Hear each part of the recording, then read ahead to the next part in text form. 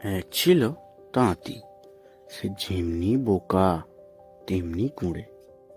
তাই তার স্ত্রী রোজ নিজেই বাজার করে আনতো।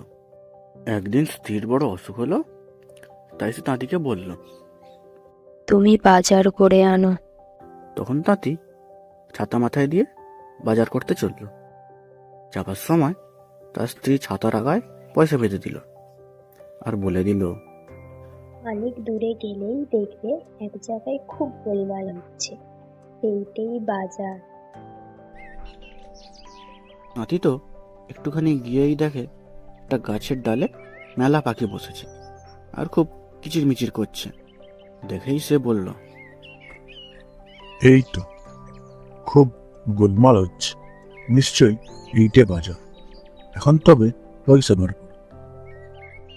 ওই যা, পয়সা তো ছাতার আগায় বাঁধা রয়েছে। মাথার ওপর ছাতা, তার উপরে পয়সা। পয়সা পারবে কেমন করে? হাত উঁচু করতে গেলে সঙ্গে সঙ্গে ছাতাটাও উঁচু হয়। তখন সে লাফ দিয়ে পয়সাটা ধরতে গেল, কিন্তু এ কি, ছাতাটাও সঙ্গে সঙ্গে লাফায় কেন? তাঁতি মাথায় হাত দিয়ে ভাবতে বসলো। এমন সময় সে হঠাৎ দেখতে পেল সামনে মই রয়েছে। অমনি সে তাড়াতাড়ি মইয়ের ওপর চড়তে গেল, কিন্তু সে যতই উঁচুতে ওঠে ছাতাটাও সঙ্গে সঙ্গে উঠতে থাকে। তখন তার স্ত্রীর ওপর ভারী রাগ হলো। কেন সে এত উঁচুতে পয়সা মেরে দিল যে মই দিয়েও পারা যায় না। তখন সে বাড়ি ফিরে এসে স্ত্রীকে বলল, বাজারে গিয়েছিল, কিন্তু তোমার কিরকম বুদ্ধি, এত উঁচুতে পয়সা বেঁধে দিয়েছ যে মই লাগিয়েও পারা গেল না। তখন তার স্ত্রী মাথা থেকে ছাতা নামিয়ে পয়সাগুলো তার হাতে দিল আর তাকে খুব করে বকে দিল। তাঁতি পয়সা নিয়ে আবার সেই গাছের তলায় বাজার করতে গেল। গাছের উপরে বাজার বসেছে কিনা কাজেই সে গাছে চড়তে লাগলো, কিন্তু সে উপরে না পৌঁছতেই পাখিগুলো সব ভয়ে উড়ে পালালো। তখন সে ভাবল, ওই যা, বাজার ভেঙে গেল।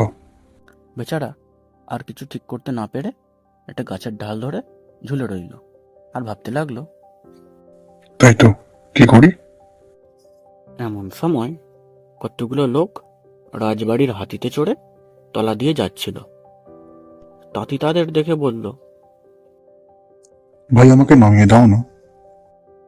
তাই শুনে একজন লোক তাঁতির পা ধরে টানতে গেল, কিন্তু তাঁতি গাছের ডাল শক্ত করে ধরে আছে, কিছুতেই ছাড়ে না। কাজেই লাভের মধ্যে হলো এই, হাতিটা চলে গেল আর সেই লোকটা তাঁতির ঠ্যাং ধরে ঝুলতে লাগলো। এমনি করে সকাল কেটে গেল। দুপুর রোদে তাদের মাথা গরম হয়ে উঠল। তাঁতি জিজ্ঞাসা করলো, তুমি কি কাজ করো? সেই লোকটা বলল,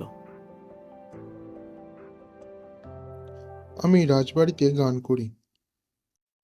তাঁতি বলল, একটা গান করো না। অমনি রাজবাড়ির গায়ে তানা তাইরে তানা করে সুর ধরল। তাঁতি তাতে মহা উৎসাহে যে ধাঁই করে হাঁটুর ওপর তাল ঠুকতে গিয়েছে, অমনি হাত ছাড়া মাত্র দুজনে গাছ থেকে পড়ে মাথায় আর মাটিতে এমনি তাল ঠুকে গেল যে টাইরে নাড়ে ছেড়ে তারা বাপনে মারে করতে করতে বাড়ি ফিরে গেল।